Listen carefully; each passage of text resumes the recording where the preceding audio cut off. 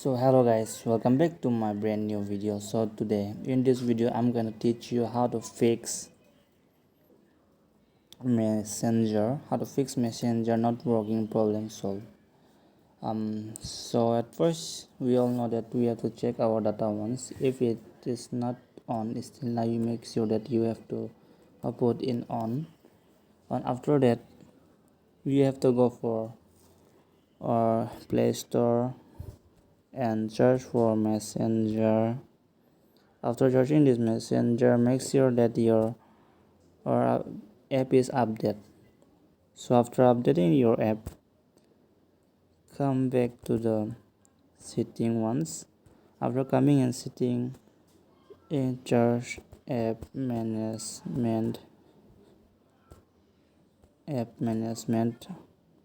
So after coming here, you should come to the app list.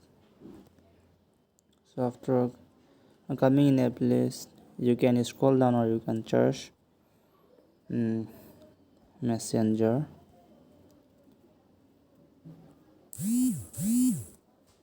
Messenger.